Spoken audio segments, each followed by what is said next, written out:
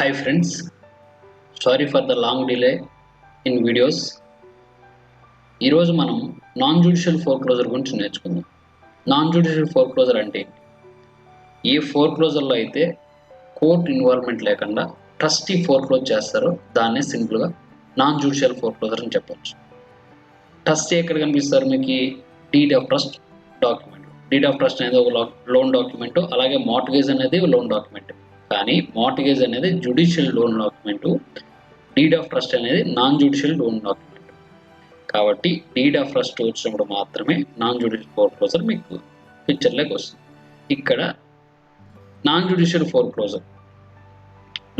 Foreclosure ఇందాక చెప్పినట్టు deed of ట్రస్ట్లో వచ్చేదే నాన్ జ్యుడిషియల్ ఫోర్క్లోజర్, ఎందుకంటే deed of trust non judicial document కాబట్టి. ఇక్కడ ఎవరు ఫోర్క్లోజ్ చేస్తారంటే ట్రస్టీ ఆ ప్రాపర్టీని వేరే వాళ్ళకి సోల్వ్ చేసి, అంటే ఎప్పుడైతే బారోవర్ పే చేయకుండా ఇన్స్టాల్మెంట్లో డిఫాల్ట్ అవుతారో అప్పుడు ఫోర్క్లోజ్ చేసి ఆ అమౌంట్ని, అవుట్ స్టాండింగ్ అమౌంట్ అంతా లెండర్కి చెప్పి రిమైనింగ్ అమౌంట్ని ప్రాపర్టీ ఓనర్ ఎవరైతే వాళ్ళకు ఉంటారో వాళ్ళకి ఇస్తే దాన్ని నాన్ జ్యుడిషియల్ ఫోర్క్లోజర్. ఈ ప్రాసెస్లో ఫస్ట్ స్టెప్, ఒక ప్రాపర్టీ ఓనర్ ఉన్నారనుకున్నాం, అతను ఒక లోన్, అతనుకున్న ప్రాపర్టీ పైన ఒక లోన్ తీసుకున్నాడు. ఆ లోన్ డాక్యుమెంట్ని మనం డీడ్ ఆఫ్ ట్రస్ట్ అన్నాం. ఇది నాన్ జ్యుడిషియల్ డాక్యుమెంట్. ఇప్పుడు ఇతను ఇన్స్టాల్మెంట్ పే చేయాలి కదా మంత్లీ. ఒక 3-4 months ఏదో రీజన్ వల్ల ఇతను ఇన్స్టాల్మెంట్ పే చేయలేదు. లెండర్ ఇమ్మీడియట్గా ఇతనికి నోటీసులు పంపించాడు, ఫోర్క్లోజ్ చేస్తాం మీ ప్రాపర్టీని, వెయిట్ చేస్తాం. ఆ 3-4 months ఇతను ఇన్స్టాల్మెంట్ పే చేయలేదు కదా, డిఫాల్టెడ్. అంటే ట్రస్టర్ ఎవరైతే ప్రాపర్టీ ఓనర్ ఉంటారో వాళ్ళు డిఫాల్ట్లో ఉంటారు. ఎప్పటి వరకు వెయిట్ చేస్తాడు లెండరు? 3 months కానీ maximum 4 months. Lender will wait up to 120 days. 3 months నుండి ఇన్స్టాల్మెంట్ రాకపోతే అప్పుడు లెండర్ డైరెక్ట్గా ప్రాపర్టీ ఓనర్ దగ్గరికి వచ్చి నోటీస్ పంపించడు. నోటీస్ ఎవరు పంపిస్తారు? ట్రస్టీ. మీడియేటర్ లాగా ఉన్నారే అతను. ట్రస్టీ ఒక్కోసారి మనకు ఓనర్ లాగానే యాక్ట్ చేస్తాడు, అలాగే లెండర్ లాగా కూడా యాక్ట్ చేస్తాడు.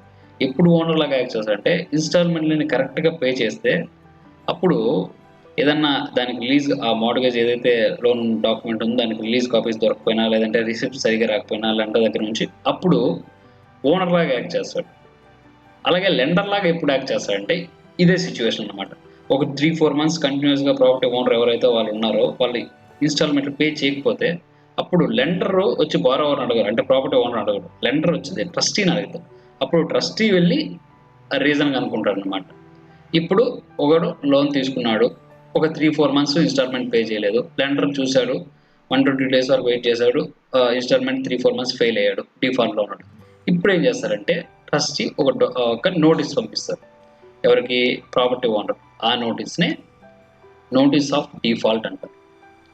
దీనికి వ్యాలిడిటీ 90 days ఉంటుంది. 90 days లోపల ఆ డిఫాల్ట్, అంటే మ్యాక్సిమం 90 days అనేది మ్యాక్సిమం డేస్ అనమాట. ఎన్ని రోజులు అనేది టైం అనేది ఆ డిఫాల్ట్లోనే మెన్షన్ చేయబడి ఉంటుంది. ఒకవేళ ఆ 90 days లోపల రెస్పాండ్ అయ్యి కట్టేస్తే, ఇఫ్ ఈ పేస్ విత్ ఇన్ 90 days, అప్పుడు ఆ నోటీస్ ఆఫ్ డిఫాల్ట్ అనేది క్యాన్సిల్ అవుతుంది. నోటీస్ ఆఫ్ రిజిస్ట్రేషన్ అనే డాక్యుమెంట్ ద్వారా ఆ నోటీస్ ఆఫ్ డిఫాల్ట్స్ అనేది క్యాన్సిల్ అవుతుంది. ఒకవేళ ఇతను పే అప్పటికి కూడా రెస్పాండ్ అవ్వలేదు, ఆ నోటీస్ ఆఫ్ డిఫాల్ట్లో మెన్షన్ చేసిన టైం లోపల ఇతను రెస్పాండ్ అవ్వలేదు, తర్వాత ఏమవుతుందంటే ఇఫ్ హీ నాట్ పేస్, తర్వాత ట్రస్టీ ఇంకో నోటీస్ పంపిస్తారు, దాన్ని నోటీస్ ఆఫ్ ట్రస్టీ సేల్ అంటారు. ఈ నోటీస్ ఆఫ్ ట్రస్టీ సేల్లో ఏముంటుందంటే, ఇతని ఆల్రెడీ 120 days వెయిట్ చేశారు, నోటీస్ ఆఫ్ డిఫాల్ట్ పంపించారు, ఫస్ట్ నోటీస్ ఇనిషియల్గా, దానికి రెస్పాండ్ అవ్వలేదు. ఇప్పుడు ఏం చేస్తారంటే ట్రస్టీ ఏదైతే ప్రాపర్టీ వీళ్ళు ప్లెడ్ చేశారో ఆ ప్రాపర్టీని ఫోర్క్లోజ్ చేసి, అంటే పబ్లిక్ ఆక్షన్లో సేల్ చేసి, బ్యాంకుకి ఏదైతే అవుట్ స్టాండింగ్ అమౌంట్ ఉందో ఆ అమౌంట్ పే చేసి, రిమైనింగ్ అమౌంట్ ఏమన్నా ఎక్స్ట్రా ఉంటాయి, ఎందుకంటే లోన్ తీసుకున్న రోజుకి సేల్ చేసే రోజుకి ప్రాపర్టీ వాల్యుయేషన్ పెరుగుతుంది. ఒకవేళ మిగిలితే ఆ అమౌంట్ని తిరిగి బారోవర్కి ఇస్తారు, అంటే ప్రాపర్టీ ఓనర్కి ఇస్తారు. ఈ ఫోర్క్లోజర్ ఈ ప్రాసెస్ మొత్తం స్టాప్ చేయాలి అంటే, ఏదో సర్టన్ ఇష్యూస్ వల్ల ప్రాపర్టీ ఓనర్ ఇన్స్టాల్మెంట్ పోయి చేయలేదు, ఓ 3-4 months స్టాప్ చేయాలి అంటే, అప్పుడప్పుడు ప్రాపర్టీ ఓనర్స్ ఉపయోగించే దారి ఏంటి అంటే బ్యాంక్రప్సీ ఫైల్ చేయడం. బ్యాంక్రప్సీ అంటే ఏంటి? నా దగ్గర ఎటువంటి సోర్సెస్ లేవు మీ అమౌంట్ని తిరిగి రీపే చేయడానికి అని అంటే దాంట్లో కూడా చాప్టర్స్ ఉన్నాయి. బ్యాంక్రప్సీలో 4 or 5 చాప్టర్స్ ఉన్నాయి. Bankruptcy chapter 7. దీని ప్రకారం ఏమవుతుందంటే బ్యాంక్రప్సీ ఫైల్ చేస్తే కోర్టు స్టే ఇస్తుంది, ఫోర్క్లోజర్ చేయకూడదు. అప్పుడు ఈ ట్రస్టీ ఆ ప్రాపర్టీని పబ్లిక్ ఆక్షన్లో పెట్టి సేల్ చేసేదానికి లేదు. అప్పుడు ప్రాపర్టీ ఓనర్ ఎవరైతే వాళ్ళకు ఉంటుందో వాళ్ళకు 2 months or 3 months టైం దొరుకుతుంది అనమాట. ఏ అమౌంట్ అయితే వీళ్ళు ఫెయిల్ అయ్యారో, ఏ ఇన్స్టాల్మెంట్లో పే చేయకుండా ఫెయిల్ అయ్యారో దాన్ని తిరిగి పే చేయడానికి స్టే ఏమి కోర్టు ఈజీగా ఇవ్వదు. వెరిఫై చేసిన తర్వాత ఇస్తుంది. రియల్గా అతనికి సోర్సెస్ ఏం లేకపోతే, అప్పుడు పే చేయకపోతే అప్పుడు స్టే ఆర్డర్ ఇస్తుంది. అదే బ్యాంక్రప్సీ ఫైల్ చేస్తే దాన్ని యాక్సెప్ట్ చేస్తే అప్పుడు దీనికి ఆటోమేటిక్గా స్టే వచ్చి ప్రాపర్టీ ఓనర్కి ఇంకొద్దిగా టైం దొరుకుతుంది ఆ అమౌంట్ పే చేయడానికి. ఇప్పుడు చూడండి, నోటీస్ ఆఫ్ ట్రస్టీ సేల్. ఈ సెకండ్ నోటీస్ పంపించారనమాట. ట్రస్టీ పంపించాడు, ఇతను ఫస్ట్ డిఫాల్ట్ రెస్పాండ్ అవ్వలేదు, 90 days లోపల పే చేయలేదు, అందుకోసమని నోటీస్ ఆఫ్ ట్రస్టీ సేల్. మీరు టోటల్ అమౌంట్ ఈ ట్రస్టీస్ డేల్లో చెప్పే ట్రస్టీస్ సేల్ ఏముంటుందంటే ఈ డేట్లో, ఈ ప్లేస్లో, ఈ టైంకి ఈ ప్రాపర్టీని పబ్లిక్ ఆక్షన్లో సేల్ చేసేస్తామనే డీటెయిల్స్ ఈ నోటీస్ ఆఫ్ ట్రస్టీస్ సేల్లో ఉంటాయి. ఆ టైం లోపల ఒకవేళ అతనికి అమౌంట్ పే చేస్తే, if face with in 45 days, ఈ trustees sale notice of trustee's sale అనే దాని వ్యాలిడిటీ 45 days ఉంటుంది. ఈ టైం లోపల అతను బారోవర్ ఏదైతే ముందు డిఫాల్ట్ అమౌంట్ ఉంటుందో అదంతా పే చేసి క్లియర్ చేసేస్తే 45 days అంటే ఏ డేట్ చెప్పాడు ఆ డేట్కి కాదు, ఒక 5 days ముందుగా చేయాలన్నమాట. ఆ డేట్కే చేస్తే కుదరదు. 45 daysలో ఆ టైం లోపల పే చేస్తే దానికి మళ్ళీ cancellation of notice of trustee's sale అని కానీ, లేదంటే సేమ్ నోటీస్ ఆఫ్ రెసిషన్ అని కానీ ఒక డాక్యుమెంట్ రికార్డ్ అవుతుంది అనమాట. మళ్ళీ ఫోర్క్లోజర్ స్టాప్ అయిపోతుంది. ఒకవేళ సెకండ్ నోటీస్ ఆ టైంకి ఆ డేట్కి సేల్ అవుతుంది, దానికి కూడా రెస్పాండ్ అవ్వలేదు, ఏమవుతుందంటే ట్రస్టీ ఎవరైతే ట్రస్టీ ఉంటారో వాళ్ళు ఆ ప్రాపర్టీని, ఇఫ్ అతను పే చేయలేదు కాబట్టి, ఇఫ్ నాట్ పేస్, ఎవరైతే హైయెస్ట్ బిడ్ ఆక్షన్లో పాడతారో వాళ్ళకు ఆ ప్రాపర్టీని సోల్డ్ చేసేసి ఆ అమౌంట్ని, అవుట్ స్టాండింగ్ అమౌంట్ ఎంతైతే ఉంటుందో బ్యాంక్ కట్టాల్సినది కట్టేసి రిమైనింగ్ అమౌంట్ని ప్రాపర్టీ ఓనర్ ఎవరైతే ఉంటారో వాళ్ళకు ఇవ్వడం జరుగుతుంది. ఇది ఫ్రెండ్స్ మొత్తం నాన్ జ్యుడిషియల్ ఫోర్క్లోజర్ యొక్క ఫ్లోచార్ట్. ఇప్పుడు మనం ఒక డాక్యుమెంట్స్ చూద్దాం ఎగ్జాంపుల్కి, అప్పుడు మీకు కొద్దిగా క్లారిటీ వస్తుందని అనుకుంటున్నాను. ఇక్కడ చూడండి ఫ్రెండ్స్, ఇది ఒక డీడ్ డాక్యుమెంట్. ఇక్కడ ఈ డీడ్లో చూడండి, ఇది 2006లో రికార్డ్ అయింది అనమాట. 2006లో Tabatha D Smith and John W Smith, wife and husband, వీళ్ళిద్దరికి ప్రాపర్టీ పర్చేజ్ చేశారు. ఎవరి దగ్గర నుండి? World home corporation, a Michigan corporation, ఈ ఎంటిటీ నుండి వీళ్ళు ప్రాపర్టీని తీసుకున్నారు. ఏ ప్రాపర్టీని? Lot 149 of the village at copper basin unit 4, ఈ లాట్ని పర్చేజ్ చేశారు. ఎప్పుడు అంటే 2006లో. ఆ తర్వాత వీళ్ళిద్దరూ ఏం చేశారంటే ఇదే ప్రాపర్టీ పైన, లాట్ 149 పైనే 2006లోనే అదే డేట్లో ఒక లోన్ తీసుకున్నారు. అది కూడా నాన్ జ్యుడిషియల్ లోన్. అంటే నాన్ జ్యుడిషియల్ లోన్ అంటే డీడ్ ఆఫ్ ట్రస్ట్ అన్నమాట. ఈ డాక్యుమెంట్ నాన్ జ్యుడిషియల్ కాబట్టి లోన్ తీసుకున్నారు. ఎంత అమౌంట్కు? ఇక్కడ చూసారంటే $171,891 లోన్ తీసుకున్నారు. ఇక్కడ చూసారంటే ఇక్కడ లోన్ ఇచ్చింది ఎవరు? వీళ్ళకి బల్క్ మార్ట్గేజ్ ఎల్ఎల్సి, ఈ ఎంటిటీకి నామినీ ఎవరు? MERS. ఇక్కడ చూసారంటే మార్ట్గేజ్ ఎలక్ట్రానిక్ రిజిస్ట్రేషన్ సిస్టమ్, ఇది ఒక entity. Sole nominee for lender, ఈ బల్క్ మార్ట్గేజ్ ఎల్ఎల్సికి ఇది నామినీ MERS. ఇక్కడ ట్రస్టీ ఎవరు? ఫస్ట్ అమెరికన్ టైటిల్ అనేది ట్రస్టీ. వీళ్ళిద్దరు ఇక్కడ ప్రాపర్టీ వాళ్ళు చూసారు కదా, property owners Tabitha Smith and John Smith, వీళ్ళిద్దరూ లోన్ తీసుకున్నారు 2006లో. ఆ తర్వాత ఏం జరిగింది? ఇక్కడ అసైన్మెంట్ ఒకటి రికార్డు. అసైన్మెంట్ అంటే తెలుసు కదా, ప్రజెంట్ లెండరు వేరే లెండర్కి ఆ లోన్ని ఇస్తే దాన్ని అసైన్మెంట్ అంటారు. దీని గురించి మనకు సపరేట్ వీడియో ఉంది మన ఛానల్లో, మీరు అక్కడికి వెళ్తే అసైన్మెంట్ అంటే ఏంటిది క్లియర్గా మీకు అర్థమవుతుంది. ఇక్కడ అసైన్మెంట్ ద్వారా ఎవరిస్తున్నారు? మార్ట్గేజ్ ఎలక్ట్రానిక్ రిజిస్ట్రేషన్ సిస్టమ్స్, ఎవరైతే కరెంట్ లెండర్ ఉన్నారో, ఇక్కడ లెండర్ అంటే లెండర్ ఇక్కడ వచ్చింది వేరే వాళ్ళు, bulk mortgage LLC, nominee MERS వచ్చింది. అసైన్మెంట్ ద్వారా ఆ లోన్ని చేజ్ హోమ్ ఫైనాన్స్ ఎల్ఎల్సికి ట్రాన్స్ఫర్ చేసింది. ఇది ఎప్పుడు జరిగింది అంటే 2007లో జరిగింది. ఇప్పుడు కరెంట్ లెండర్ ఇతను చేజ్ హోమ్ ఫైనాన్స్ ఎల్ఎల్సి కదా, వీళ్ళిద్దరూ టెబేతా అండ్ జాన్ ఇన్స్టాల్మెంట్స్ ఇప్పుడు పే చేసింది ఈ లెండర్ కాదు, పల్ట్ మార్ట్గేజ్ ఎల్ఎల్సి కాదు, పే చేసిన వరకు చేజ్ హోమ్ ఫైనాన్స్ ఎల్ఎల్సి. ఎందుకంటే ఈ అసైన్మెంట్ ద్వారా అతను ఆ లోన్ని ఈ ఎంటిటీకి ట్రాన్స్ఫర్ చేశారు కాబట్టి. తర్వాత ఏం జరిగింది, ఇక్కడ చూడండి సబ్స్టిట్యూషన్ ఆఫ్ ట్రస్టీ అని ఒక డాక్యుమెంట్. ఇక్కడ సబ్స్టిట్యూషన్ ఆఫ్ ట్రస్టీ అంటే ట్రస్టీ ఎవరైతే ఉన్నారో లోన్ తీసుకున్నప్పుడు ఈ ఎంటిటీ ఈ ఫస్ట్ అమెరికన్ టైటిల్ని ట్రస్టీగా పెట్టుకుంది. అది ఇండివిజువల్ పర్సన్ కావచ్చు, ఎంటిటీ కావచ్చు. ఇప్పుడు అసైన్మెంట్ ద్వారా వేరే ఎంటిటీకి వెళ్ళిపోయింది ఆ లోన్. ఇప్పుడు వీళ్ళు అదే ట్రస్టీని కొనసాగించవచ్చు, లేదంటే చేంజ్ చేయొచ్చు. అలా చేంజ్ చేయాలంటే ఆ డాక్యుమెంట్ ఈ డాక్యుమెంట్ ద్వారా చేంజ్ చేసి దాన్ని సబ్స్టిట్యూషన్ ఆఫ్ ట్రస్టీ అంటారు. ఆ ప్లేస్లో వేరే ట్రస్టీని అపాయింట్ చేసుకోవడం. ద అండర్సైడ్ బెనిఫిషరీ ఎవరు ఇక్కడ చూడండి, Chase Home Finance LLC. Undersigned beneficiary అంటే కరెంట్ లెండర్. ఆ కరెంట్ లెండర్ ఎలా అయ్యాడు, ముందు వేరే లెండర్ ఉన్నాడు కదా ఈ మార్ట్గేజ్లో. అంటే ఇక్కడ చూస్తే పల్ట్ మార్ట్గేజ్ ఎల్ఎల్సి ఉన్నాడు, అక్కడ వచ్చింది చేజ్ బ్యాంక్. ఎలా వచ్చాడంటే ఈ అసైన్మెంట్ ద్వారా వచ్చాడు. ఈ అసైన్మెంట్ ద్వారా ఆ లోన్ ఇతనికి ట్రాన్స్ఫర్ చేయబడింది కాబట్టి చేజ్ హోమ్ ఫైనాన్స్ ఎల్ఎల్సి అప్పుడు ట్రస్టీగా ఫస్ట్ అమెరికన్ టైటిల్ ఇన్సూరెన్స్ కంపెనీని ట్రస్టీగా అపాయింట్ చేసుకున్నాడు.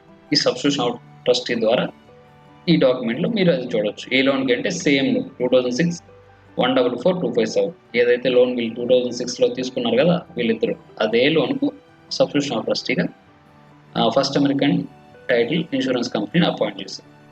తర్వాత ఏం జరిగింది, ఇతను వీళ్ళిద్దరు ప్రాపర్టీ ఓనర్స్ ఎవరైతే ఉన్నారో టెబేతా అండ్ జాన్ ఇన్స్టాల్మెంట్లు కొన్ని నెలలు పే చేయలేదు.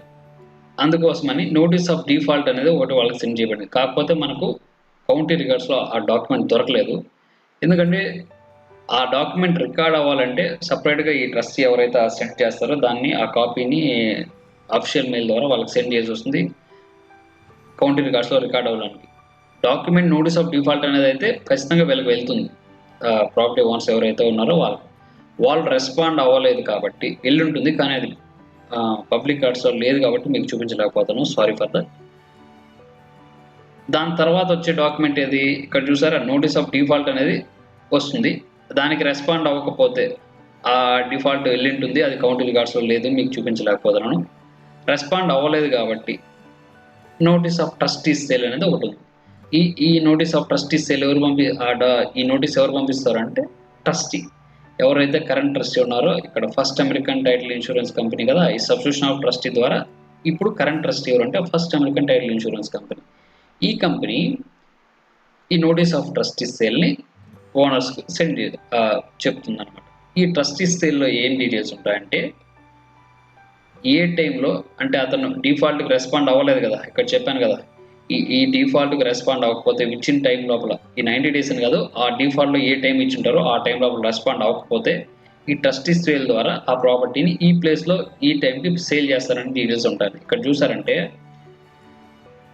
ఈ ప్లేస్లో ఈ డేట్లో ఈ టైంకి ఈ ప్రాపర్టీ సేల్ చేయబడుతుంది అని ఉంది. ఈ డాక్యుమెంట్ చదవండి మీకు అర్థమవుతుంది. The following described trust property will be sold pursuant to the power of sale under that certain deed of trust record on 10/16/2006 instrument number 2006-144-257 ఏదైతే ఈ లోన్ ఉందో అదే లోను.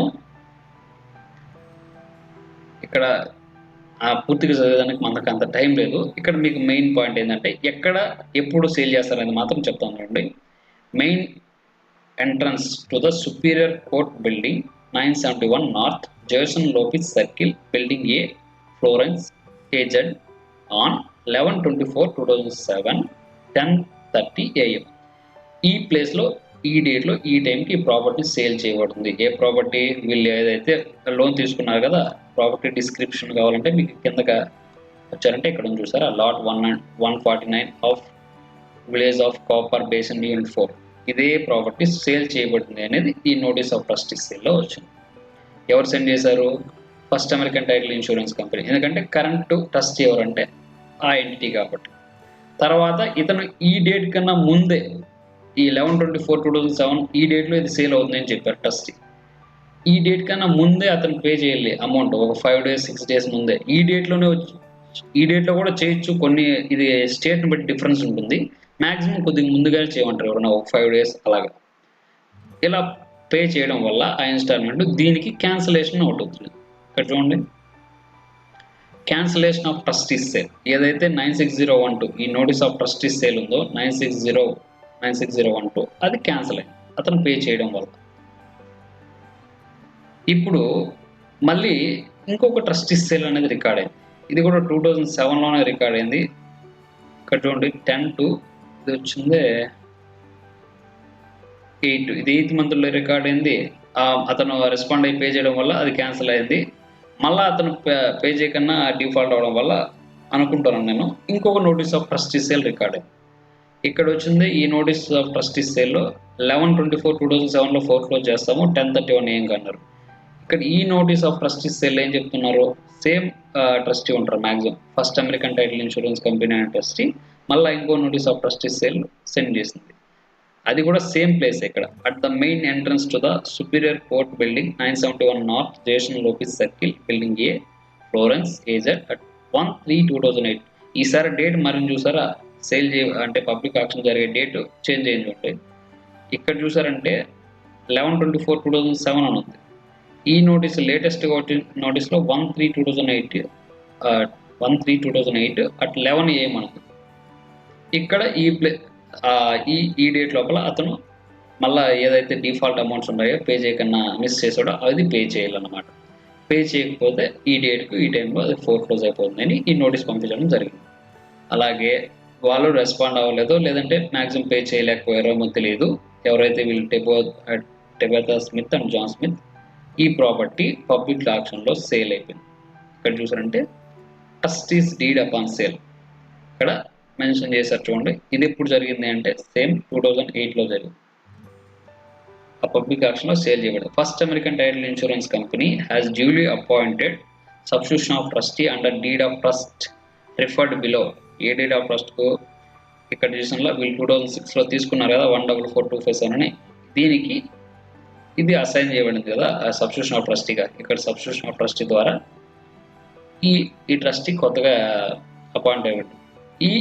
ఇప్పుడు First American Title Insurance Company అనే trustee ఈ ప్రాపర్టీని ఈ notice of trustee's సేల్కు రెస్పాండ్ అవ్వకపోవడం వల్ల ఆ ప్రాపర్టీని సేల్ చేసేసింది. ఎవరికి? Highest bidder. ఇక్కడ మీరు చదివారంటే said property was sold by a successor trustee at public auction on 1/3/2008 in the county of Pinal in which said property is situated, grantee being the highest bidder at such sale. Grantee ఎవరైతే ఇక్కడ grantee ఎవరు? Chase Home Finance LLC. ఆ property ఇప్పుడు ఎవరికి sale చేయబడింది అంటే First American Title ఈ trustee Chase Home Finance LLCకి సోల్డ్ చేశాడు. ఇక్కడ అదే చెప్తున్నా, being grantee being the highest bidder at that sale become purchaser of said property and made payment, therefore said trustee the amount bid namely అంటే ఇక్కడ ఈ amount కి ఆ బిడ్ హైయెస్ట్ బిడ్ ఈ చేజ్ హోమ్ ఫైనాన్స్ LLC వాడడం వల్ల ఆ property ఇతనికి సోల్డ్ చేయబడింది. అంటే ఫోర్క్లోజ్ చేసి ఆక్షన్లో ఇతనికి కన్వే చేయబడింది. అందుకే ఈ ట్రస్టీస్ డీడ్ అపాన్ సేల్ అనేది వచ్చింది. ఇది ఫ్రెండ్స్ మొత్తం మీద నాన్ జ్యుడిషియల్ ఫోర్క్లోజర్ అనేది. ట్రస్టీస్ డీడ్ అని ఉంటుంది లేదా ట్రస్టీస్ డీడ్ అపాన్ సేల్ అని కూడా ఉంటుంది ఒక్కోసారి డాక్టర్. ట్రస్టీస్ డీడ్, ట్రస్టీస్ అంటే ఇక్కడ ట్రస్టీ ప్రాపర్టీని ఫోర్క్లోజ్ చేసి అంటే ఆక్షన్లో అమ్మేసి ఆ అమౌంట్ని తిరిగి ప్రాపర్టీ ఓనర్కు ఫస్ట్ లెండర్కి ఎవరైతే బ్యాంక్ లోన్ ఇచ్చింటారో వాళ్ళకు మిగిలిన అమౌంట్ని ప్రాపర్టీ ఓనర్స్కి ఇస్తే దాన్ని నాన్ జ్యుడిషియల్ ఫోర్క్లోజర్ అంటారు. అలా కాకుండా కోర్టు ఆర్డర్ ద్వారా ఎవరైతే కోర్టు అసైన్ చేయబడే కోర్టు ఆర్డర్ ద్వారా అది ఫోర్క్లోజ్ చేయబడితే కమిషనర్ అంటారు. కోర్టు అపాయింట్ చేసిన పర్సన్ ద్వారా అది ఫోర్క్లోజ్ చేయబడితే దాన్ని జ్యుడిషియల్ ఫోర్క్లోజర్ అంటారు. ఇది జ్యుడిషియల్ ఫోర్క్లోజర్కు నాన్ జ్యుడిషియల్ ఫోర్క్లోజర్కు ఉండే డిఫరెన్స్. ఇంకో విషయము, ఇక్కడ జ్యుడిషియల్ ఫోర్క్లోజర్ అనేది టైం ఎక్కువ పడుతుంది అన్నమాట. ఎందుకంటే అది కొన్ని నెలలు పట్టవచ్చు, ఒక్కోసారి ఇయర్స్ కూడా అవ్వచ్చు, లేట్ కోర్టు ద్వారా వెళ్తుంది కాబట్టి. నాన్ జ్యుడిషియల్ ఫోర్క్లోజర్ అనేది క్విక్ ప్రాసెస్, అంటే ఇది కూడా కొద్దిగా టైం పడుతుంది కొన్ని నెలలు. కంపేర్ చేస్తే జ్యుడిషియల్ ఫోర్క్లోజర్ కన్నా నాన్ జ్యుడిషియల్ ఫోర్క్లోజర్ కొద్దిగా క్విక్గా కంప్లీట్ అవుతుంది. ఇది ఫ్రెండ్స్ మొత్తం మీద నాన్ జ్యుడిషియల్ ఫోర్క్లోజర్ అంటే. ఒక చిన్న రిక్వెస్ట్ ఫ్రెండ్స్, ఎవరైతే ప్రాపర్టీ ఫీల్డ్లో కానీ టైటిల్ ఫీల్డ్లో కానీ మార్ట్గేజ్ ఫీల్డ్లో కానీ న్యూగా జాయిన్ అవుతారో వాళ్ళకి మన ఛానల్లో ఉండే వీడియోస్ చాలా బాగా యూజ్ అవుతాయి. షేర్ చేయడం ద్వారా వాళ్ళందరికీ హెల్ప్ చేస్తారని ఆశిస్తున్నాను. And thanks for watching.